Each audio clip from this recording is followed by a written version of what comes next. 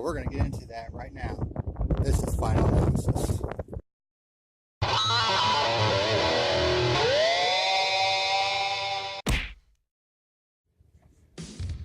What is happening, ladies and germs? This is the PackerMan, and welcome to Final Analysis, where I'm going to be reviewing the Folds of Honor QuikTrip 500 today, which was at the Atlanta Motor Speedway, and it is windy as all hell right now. But I'm going to do this review right here, right now. I'm going to review the Atlanta race, as well as I also want to kind of talk about the Xfinity and truck races real quick. In particular, the truck race, because there was some things that kind of pissed me off about that last night. So let's go ahead and get into it. First up, the Xfinity race. Not really much to say about that, other than the fact that it sucked ass. It sucked ass! It sucked all kinds of ass. I mean, it sucked dicks, okay? Lots of dicks. Christopher Bell is going to tear the Xfinity Series a new asshole. That I can assure you. I mean, him in that 20 car, I mean, I honestly won't be the least bit surprised if he wins a dozen races this year, or maybe even more than that. Because, I mean, Christopher Bell, he is definitely, I would say, a future star in the Cup Series. Because, I mean, from the Truck Series up to the Xfinity Series, this guy is crazy good. He's already won a truck title. Probably should have won the Xfinity title last year, and he's going to be the heavy favorite to do so this year. So, Xfinity Series, I would look out for Christopher Bell this year, because he is going to whip your ass. And then we get to the Truck Series. It also sucked ass. It sucked ass! Mainly because Kyle Busch was in it. Both races were foggy, a little bit misty, a little bit wet. So that might have had something to do with it. Christopher Bell, he's far and away the best driver in the Xfinity Series. And then when you got Kyle Busch going down into the lower series to basically, you know, take victories away from development drivers, it's really irritating. What makes this case even more irritating is the fact that he became the all-time winningest truck driver in history, surpassing Ron Hornaday, who held the record with 51 wins. Kyle Busch now has 52 wins. And of course, as per the usual, the battle lines were drawn between those who are sick and tired of Kyle Busch being a leech in the lower tier series, and those who were defending him. And then there are the guys that, like Eric Estep, Black Flags Matter, Joseph Lombard, who are like, you know, Kyle Busch's accomplishment is incredible. You know, it's legendary. Y'all need to stop hating. And that was something that I was seeing a lot too. Y'all need to stop hating. Y'all need to stop hating.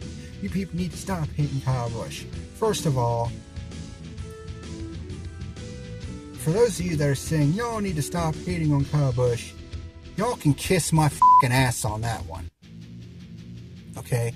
I don't tell you what drivers to like or dislike, okay? So don't you fucking tell me what drivers that I can like or dislike. If there's a certain driver that I don't like, here's a news flash for you. I don't fucking like him!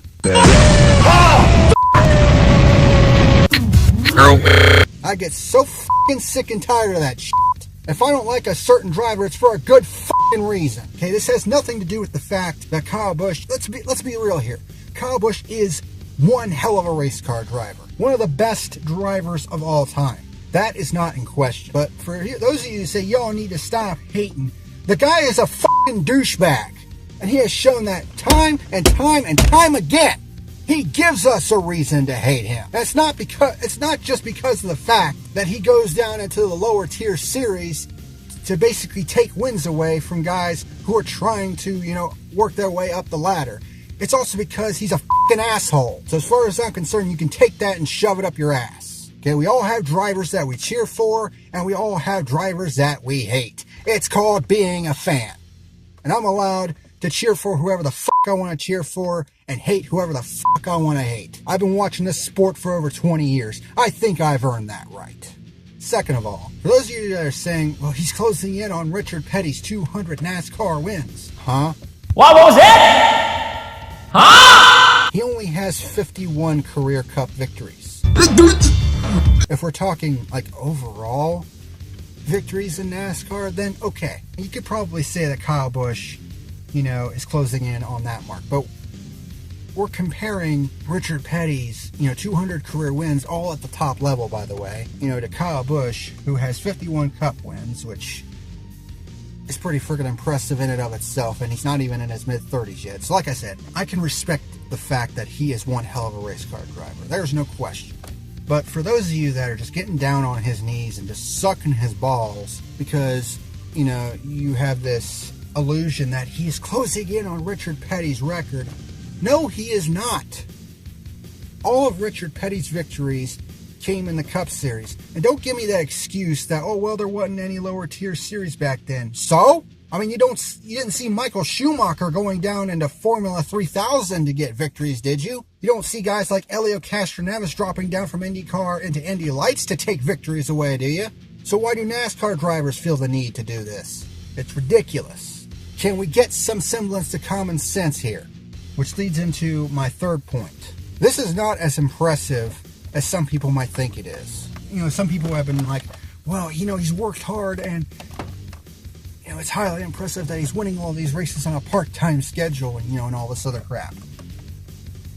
Well, it's not really that difficult to do when you have the best equipment in the entire field by a country mile.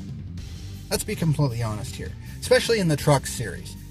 Kyle Busch Motorsports has by far the best equipment in the entire series.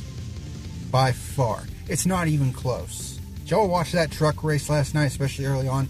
He went from 6th to 1st in half a lap, effortlessly. I mean, if he was earning victories in like a piece of shit truck, a team that wasn't considered as dominant as, say, Kyle Busch Motorsports was, then okay. I would give him credit for that. If he was taking a lower budgeted team and taking it to new heights, and giving them a chance to basically establish a foothold, then fine, whatever. But that's just not the case. I mean, it almost feels like he goes down into these, lower tier series to stroke his own ego.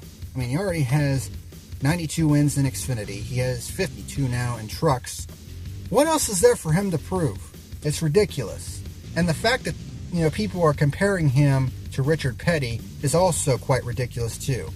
Because last I checked, he only has one Cup title, which had an asterisk next to it because of the fact that he didn't even race that entire season because of injury, but because of the damn playoff, he got a medical exemption into the playoff and took advantage of a broken system.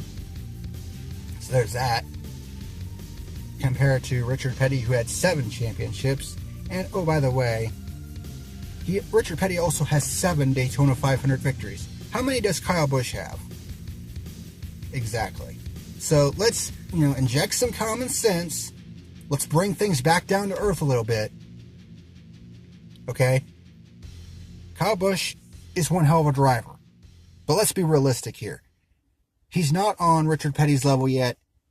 He's not on Dale Earnhardt's level yet. And he's not on Jimmy Johnson's level yet. So let's temper the expectations a little bit. He's a hell of a driver, but he's not an all-time driver yet. But now we come to the Cup race. And the first race with part of the new race package. This race they had the brake ducts instead of the aero ducts. They had the brake kits on it. So there was, definitely some unknowns with this race. I have to say, I was shocked because last year this race wasn't really that good. But this year, it was a hell of a lot better. A hell of a lot better than it was last year. And it damn sure exceeded my expectations. You had Eric Almirola starting from the pole, which makes you go, huh? Eric Almirola? And it is a shocker because it was only his second career pole. And his first one was all the way back in 2012, I think it said it was. 2012 or 2013. Either way, that's a hell of a long time in between career poles. And Ricky Stenhouse was starting second. Huh? So yeah, right off the bat, bit of a WTF moment with with the front row. Things kind of started out kind of slow though with this race. We had our first pure lead change right off the bat on lap 2 because Ricky Stenhouse led the first lap, and then Eric Almirola got by him to take the lead. So that was our first pure lead change.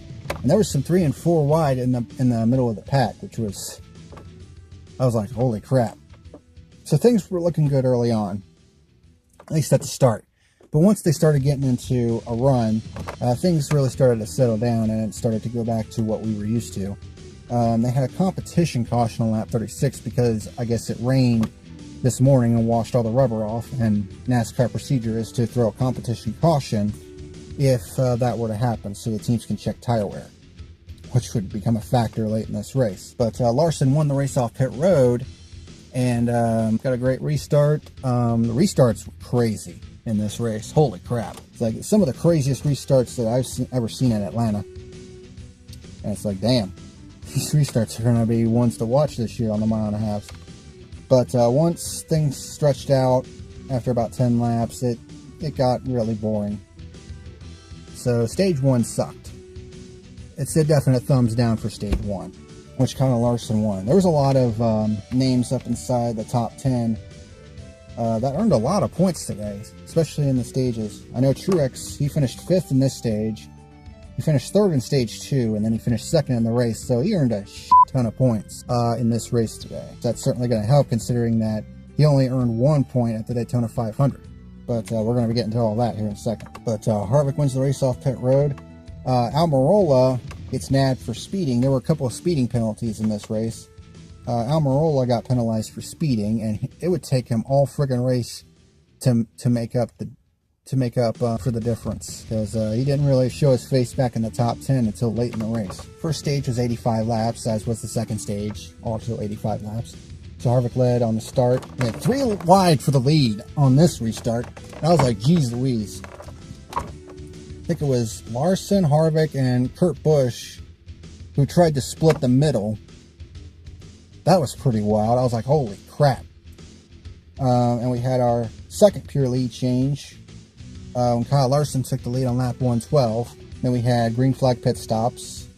Ricky Stenhouse Jr. was nabbed for speeding. Kyle Busch actually missed the pit road entrance. He was slowing down to come to pit road and was too fast and had to go an extra lap around to make his pit stop. Also, Keselowski's pit crew suffered a broken jack on that pit stop, which cost him a little bit of time. Fun fact, Keselowski was suffering from the effects of the flu this weekend. So it was pretty impressive when we get to the end of this race, how that turned out. Then we get a great back and forth battle between Harvick and Larson for the lead. They swapped the lead 3 times. So that's 3 pure lead changes right there. Once on lap 152 when Harvick took the lead. Larson took it back 3 laps later. Then Larson nearly loses it in turns 3 and 4. I mean, he was dead sideways when he got behind another car, and Harvick was able to take advantage and take the lead back on lap 163. And that's basically how it stood, and Kevin Harvick won stage number 2. Stage 2 was a hell of a lot better than stage 1, I will tell you that much right now. So I was like, okay, things are starting to improve a little bit. So Harvick wins the race off of pit road on the stage pit stops. So he leads the start of stage 3. Larson manages to get the lead back on the outside, which was impressive considering a lot of people were having trouble restarting on the outside lane. It seemed like there was hardly any grip out there, but Larson seemed to have the handle on it. So he took the lead on the restart, but because it was on the restart, no pure lead change. Damn it. So stage 3, 155 laps. Kyle Busch moved up to second. Hamlin kicked off green flag pit stops on lap 220. We had our 6th pure lead change when Martin Truex Jr. took the lead from Larson on lap 222. Larson was going to take it back, and we were going to get another pure lead change, but then the freaking caution came out when Kyle Busch lost his right rear tire. So I was like, damn it. We were about to have another back and forth battle, this time between Larson and Truex. And the second caution came out. There were only 3 cautions in this race, which was definitely a lot better than last week. Last week we had 10 freaking caution flags. Larson won the race off of pit road on this set of pit stops, but was nabbed for speeding. Ouch. And he didn't really recover from it. So that sucks. Harvick led on the restart, and then Ryan Blaney took the lead on lap 231, our 7th pure lead change. Boyer kicked off green flag pit stops with 56 laps to go. And then we have yet another case of Rick Ware Racing fail, when BJ McLeod basically stops in the middle of the pit lane. He's trying to figure out where his damn pit stall is. Stops in the middle of the pit lane, and Ryan Preece was looking at his tach to make sure that he wasn't, speeding on the pit lane. And because BJ McLeod stops right in the middle of the track when he was on the outside and trying to find his pit stall, which was further down than where he stopped, Ryan Preece runs into the back of him and basically destroys the radiator, just completely killed his car.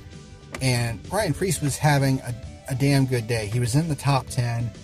He was battling with Daniel Hemrick, who was also having a good day until he had problems later on, which we'll get to in a minute. This is the second straight week that BJ McLeod has been involved in pit road shenanigans. Last week, him and his teammate Cody Ware got together and caused all kinds of problems for Ricky Stenhouse, Jimmy Johnson, and Tyler Reddick when they were coming to pit road. In this case, Ryan Preece was exiting out of his pit, and BJ McLeod decides to, I'll just come to a stop in the middle of the fucking pit lane. I swear to God, BJ McLeod, one of the worst drivers I've seen in Cup in recent years. I mean, if you're not going to have any common sense driving that car, then get the fuck out. Absolutely ridiculous. Freaking moron at the wheel of that car. I swear, I am going to hate Rick Ware Racing this year. Oh my God, if this is the kind of crap that we're going to see out of them, then I'd rather them not be on the track at all. Because that's ridiculous. And because of that little fail, that brought out the caution on lap 273 in the middle of green flag pit stops. So as a result, Joey Logano and Kurt Busch, they were the only ones that hadn't pitted yet, and they had a lap on everybody else. So they were basically in the catbird seat at this point. Logano leads on the restart. Kurt Busch leads the lap after the restart, so no pure lead change, but then Logano gets the lead back on lap 284 for our 8th pure lead change of the day. And then Brad Keselowski takes the lead from Logano after giving him a bit of a bump down the backstretch, which was kind of crazy. And Keselowski takes the lead on lap 293 for our 9th and final pure lead change of the day. So 9 pure lead changes in this race. Damn. And then at the end of this stage, we start getting a lot of tire issues. Logano has to pit for a loose wheel. Truex managed to get by Kurt Busch for second. And he actually started closing in on Keselowski big time in the last 10 laps, which we're going to get to in a minute. Daniel Hemrick, he was running up inside the top 5. He was as high as 4th at one point. Loses the right front tire. And I was like, damn it. Real feel-good story. And Daniel Hemrick, driving the 8 car, and he loses a surefire top 5 with a freaking flat tire. And then Ryan Blaney, who led a lot of this race in stage 3, he loses a right front tire. So it's like, holy crap, these guys are losing right front tires all of a sudden. But then we get down to crunch time, and Truex is taking chunks out of Brad Keselowski's lead. And I mean, huge chunks. And I was like, oh my God, Truex has a shot. Comes up just short, but he was right there. I mean, it was close. It wasn't quite side by side, but Truex was there. I think if he would have had one more lap, I think he would have had Keselowski for sure. But I think Truex has proven that 19 team is a lot better than a lot of people thought it was. Because Truex was pretty much top 5 all day. I mean, he finished 5th in stage 1, 3rd in stage 2, and then he finished 2nd in the race. So that's a crap ton of points that he earned from this race. So a huge rebound for him after what happened in the Daytona 500 last week. But Brad Keselowski wins the race, his 28th career Cup win. But I think they said it's also his 60th career win with Penske overall. And that breaks the record, the team record that he had with the great Mark Donohue. for all-time career wins at Team Penske. So that's a pretty big deal because Penske, we all know the history that team has. Kurt Busch finishing 3rd. So that one car looking good with Kurt Busch behind the wheel. Harvick 4th. Clint Boyer finished 5th, so SHR up there. Kyle Busch came back from his problems, finished 6th. Eric Jones with a top 10, so another top 10 for him. Eric Almirola recovered from a speeding penalty. Chris Buescher, top 10 at Atlanta. So I'll tell you what, Chris Buescher is overachieving in that 37 car. Yeah, Chris Buescher, top 10 at Atlanta. So great run for him.